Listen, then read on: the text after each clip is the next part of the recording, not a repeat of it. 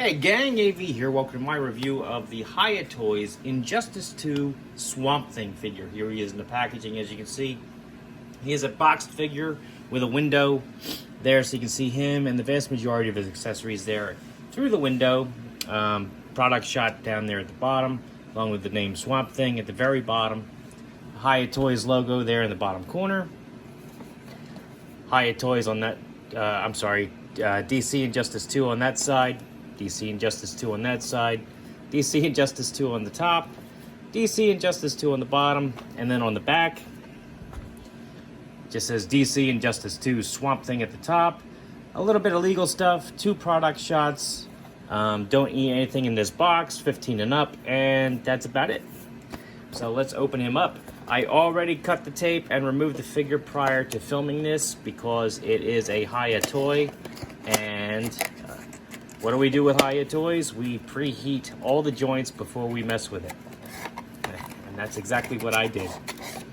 Used a hair dryer, took me all of 15 minutes to loosen the figure up. No big deal. Insert card in the back is just the same old insert card we got with all the Injustice 2 figures, just the Daily Planet, Globe, and Disarray. Putting that back in the box. Let's remove the figure and all of his accessories from the tray.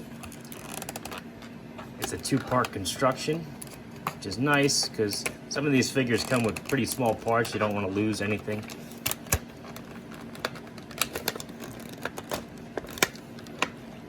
Of course, I'm going to end up losing stuff in this terrain if I'm not careful. So there we go. All right. Take out the figure. And there we have it. All right, so first and foremost, he comes with a figure stand, which is right here. Same figure stand we got for all the Injustice 2 figures. It's kind of like it's a black with a clear metallic purple on the top. Not sure what the pattern on the top is meant to represent. Just to give it some texture, maybe, I don't know. It has a single foot peg here, which does work for the figure. It's got the peg hole right in his heel. Does work pretty decent, as you can see. And it has 2 notches on all 4 sides of the base.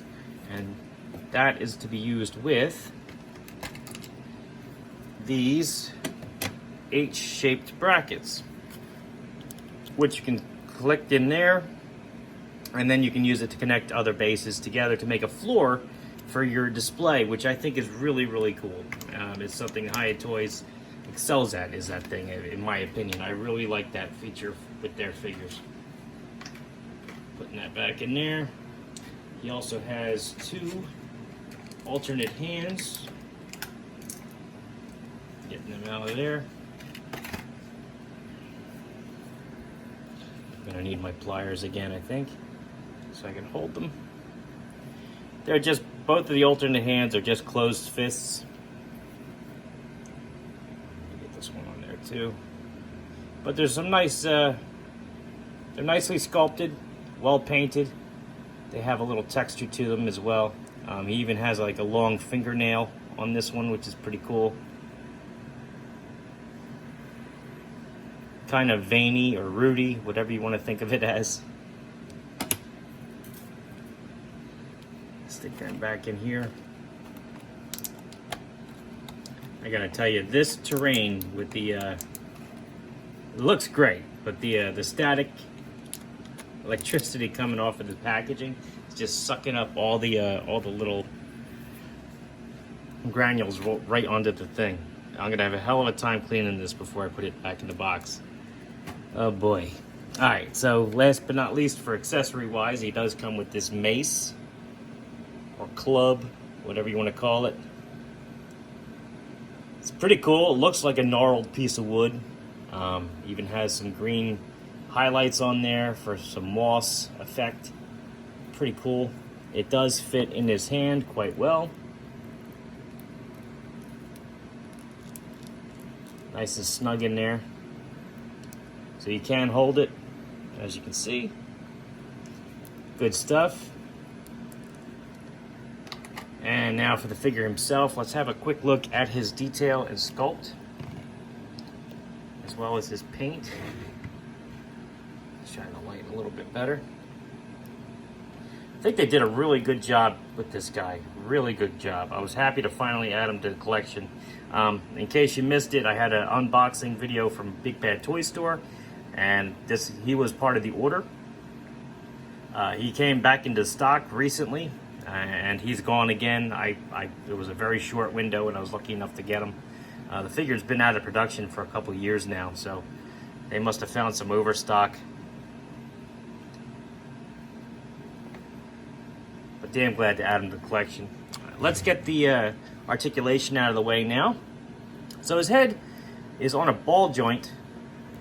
It's actually like kind of a, well, first of all, he's got a swivel here at the bottom of the neck, which enables him to look up about that high and down about that far, which is pretty good. At the top, he's got a barbell still, so he can do a full 360, as well as go in and out at the top. So he's got good posability at the neck. His shoulders are hindered because of these shoulder pads he has. They're glued on, and you're definitely not going to get a full 360 out of these arms without risking ripping these off. They are a soft, pliable plastic, but again, they're just glued on, so I wouldn't risk it if I were you. That being said, his arms do go up about that far, forwards and backwards, and they do go out about that far. So still, you can get him in some very reasonable poses. Not a big deal. He doesn't have anything at the bicep. Elbows can flatten out, as you can see. Bend close to 90 degrees, but not quite. Very close, though. Rotate all the way around. His hands are attached via a ball joint, so you get a good range of motion out of them. They swivel. They even wiggle back and forth, in and out a little bit. They pop right off for easy swapping of his other hands. As far as the rest of his arms go, they only go down flat about that far, unfortunately. You can't get him any closer to his body. His torso, he has a upper diaphragm joint, which enables him to move back and move forward slightly. But because he's so bulky, you don't really get much of a twist out of it. A little bit, but not much. As you can see, you have to bring this part up over his rib cage in order to get him even to go that far. So you don't get much of a twist out of him that way. And that is it for his torso. He has nothing else at the waist. Legs, kick his legs up about that far, back about that far. He can do the splits almost flat. He has a a swivel joint right here for an upper thigh cut. It's a little tough to get to because of the shape of his legs. And out of the packaging, it was stiff, so you do want to be careful with that section. You want to heat that up pretty good before you mess with it too much. Knees are double jointed. Take his heel back about that far. Ankles, can point his toes down about that far, point his toes up about that far, and he does have a rotation. So decent articulation for a bulky figure. Again, I am a little disappointed with his arms because I can't put them down flat and they don't go all the way up. His torso is also a little lackluster just because he is so bulky. He doesn't get a lot of movement up at the torso. But all in all, it's still a decent figure. Now, for size comparison, to kick things off, we're going to have him, because he is slightly oversized for the line, I'm going to show you how he looks next to another figure from the line. Here he is next to Batman from the Injustice 2 series. As you can see, he is taller than Batman, which he should be. He is 1/18 scale. Here he is next to a vintage G.I. Joe figure, Snake Eyes, 3 3/4 inches. Vintage collection Luke Skywalker, even though he's a modern figure, he's also still just 3 3/4 inches. A more modern G.I. Joe figure, a Dollar General Cobra Trooper, who's closer to 4 inches. Boss Fight Studio Blank, who is exactly 4 inches. A Marvel Universe Captain America figure. who's usually a little on the taller side. And then you also have Master Chief, who you know is very tall for being 1/118 scale. So, as you can see, Swamp Thing is an oversized figure, but he is true to the 1/18 scale. I think he looks great. He's bulky, so his articulation is hindered a little bit. He was a little stiff out of packaging, but that's typical for Hiya Toys figures. All in all, I think he's a great figure and an easy pickup if you're a DC Comics fan. And I do highly recommend him. So if you like this video, check out my channel. If you like what you see there, then please subscribe. And as always, thanks for watching.